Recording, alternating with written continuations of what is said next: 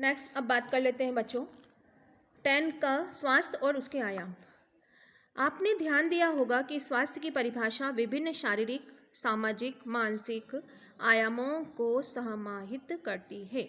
मतलब जो स्वस्थ रहेगा, स्वास्थ्य की परिभाषा में क्या क्या चीज़ शामिल है? शारीरिक भी शामिल है, सामाजिक भी शामिल है, समाज से संबंधित रिश्ता, खुद का स्वास्थ्य और मानसिक, इन सभी से जो मानसिकता हमें प्राप्त होती है वो आयाम। ठीक है, आइए शारीरिक स्वास्थ्य पर विस्तार से चर्चा करने से पूर्व हम इन तीनों आयामों पर संक्षिप्त चर्चा करें।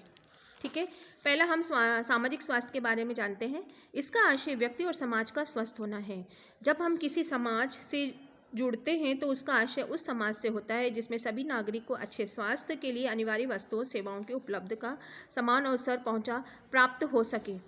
जब हम व्यक्तियों का उल्लेख करते हैं तब हमारा आशय हर व्यक्ति की कुशलता से होता है। वह व्यक्ति दूसरे लोगों और सामाजिक स्वास्थ्य संस्थाओं के साथ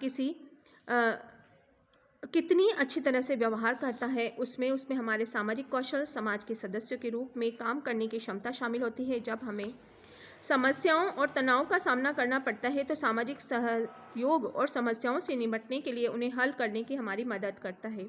सामाजिक सहयोग देने वाले उपाय बच्चों तथा वयस्कों में सकारात्मक समायोजन, तालमेल करने में योगदान देने, व्यक्तिगत विकास को प्रोत्साहन करते हैं। आजकल सामाजिक स्वास्थ्य पर बल देने का महत्व बढ़ रहा है क्योंकि मनोवैज्ञानिक अध्ययन दर्शाते हैं कि जो लोग सामाजिक रूप से अच्छी तरह से तालमेल बनाए रखते हैं वो लंबे समय तक जीते हैं और बीमारी से भी जल्दी राहत पा लेते हैं। स्वास्थ्य से जुड़े हुए कुछ सामाजिक निर्धारक होते हैं। रोजगार की स्थिति बहुत इम्पॉर्टेंट होती है।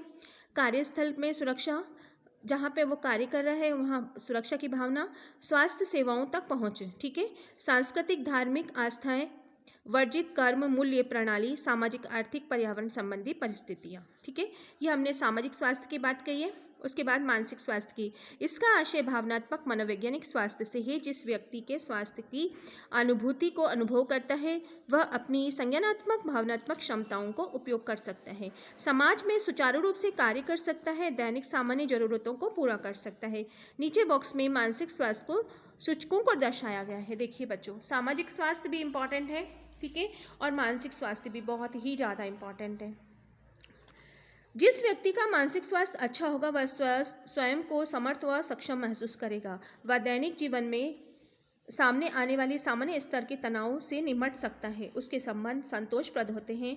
वह स्वतंत्र जीवन बिता सकता है। यदि किसी मानसिक व भावनात्मक तनाव की परिस्थिति का सामना करना पड़े तो वह मुकाबला कर सकता है और उसे उनके सहज रूप से उबर सकता है। वह किन्हीं बातों से डरता नहीं है। जीवन में आने वाली छोटी छोटी कठिनाइयाँ, समस्याओं का सामना करते हुए अनावश्यक रूप से लंबी अवधि तक परास्त हुए और अवसाद महसूस नहीं करता। ठीक है, ये सब चीज़ें अगर वो मानसिक रूप से स्वस्थ है तो सभी चीज़ से मुकाबला करके वो अपने आप को स्थापित रख सकता है। ठीक है, ये हुआ मानसिक स्वास्थ्य के बारे में हमने चर्चा की है।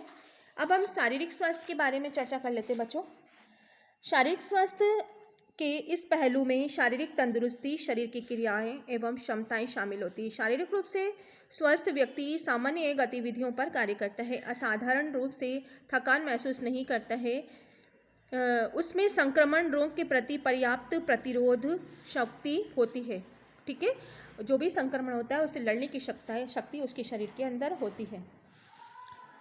ठीक है, अभी हमने तीनों स्वास्थ्य की बात की, नेक्स्ट वीडियो में दूसरा है ना।